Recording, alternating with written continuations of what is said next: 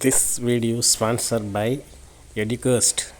Educast courses, Educast digital marketing, stock marketing, coding மற்றும் பல கோர்ஸ்கள் எஜுகேஸ்டில் உள்ளன. The struggle to find courses that truly speak your language, it's finally over. Welcome to EduQuest, where learning is made just for you.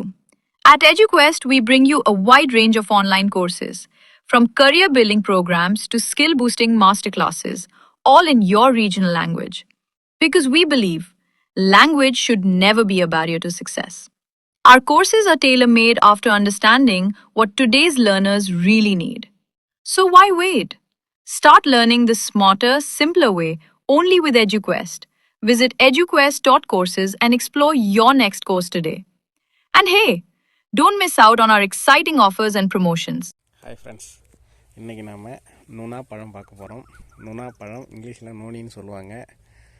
நீங்கள் கேள்விப்பட்டிருப்பீங்க, நிறைய noni டானிக்னு சொல்லியிருப்பாங்க. அது இதுலேருந்து தான் எடுக்கிறாங்க. இது பாருங்கள், இதுதான் நுணா செடி.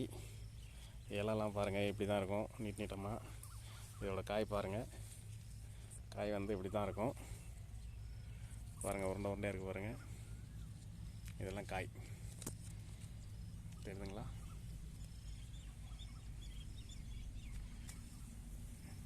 இது நுணா செடி, நுணா காய். இது பாருங்கள், நுணா காய் வந்து இப்படி தான் இருக்கும். இந்த பாருங்கள், இந்த மாதிரி உருண்டையாக இருக்கும்.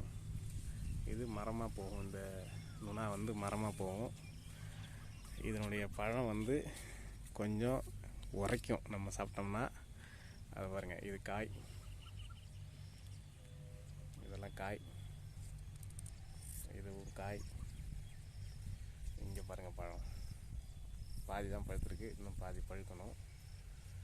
இது சாப்பிட்டோம்னா உரைக்கும், நிறைய பழுக்கும், நல்ல சத்து உள்ள பழம். இது பாருங்கள், இப்போ தான் பழுக்குதெல்லாம்.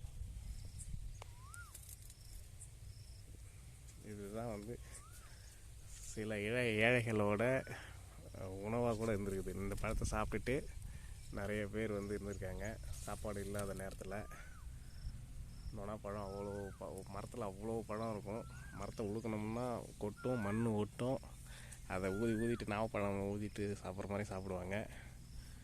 அந்த மாதிரி நல்ல சத்து உள்ள ஒரு பழம், உரைக்கும், திங்கிறதுக்கு நல்லா டேஸ்ட்டாக இருக்கும். இதாக இருக்குது பாருங்கள், கருப்பாக.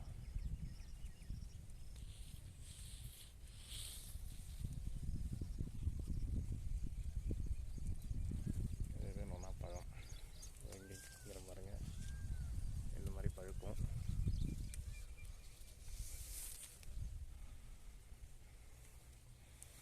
இந்த தழையை வந்து ஆடு நல்லா திங்கும்.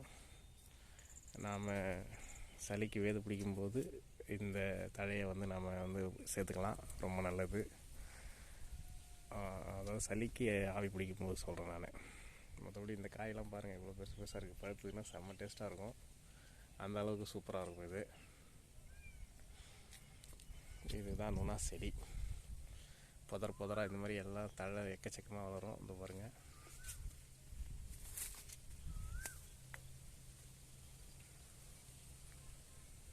மரமாகவும் போகும். இதுதான் வந்து நுணா என்கிற ஆங்கிலத்தில் நோனி சொல்லுவாங்க. இது கிடச்சிதுன்னா பறித்து சாப்பிடுங்க, உடம்புக்கு ரொம்ப நல்லது. அது சிட்டியில் தான் கிடைக்காது, கிராமத்தில் இருக்கும். ரோட்டு ஓரத்துலையும் இப்போ இந்த மரம்லாம் அழிஞ்சிச்சு. எங்கேயோ ஒரு இடத்துல தான் இப்போ நிறையா இருக்குது. நுணா மரமும் வந்து அழிஞ்சிக்கிட்டே வருது. Okay friends, thank you.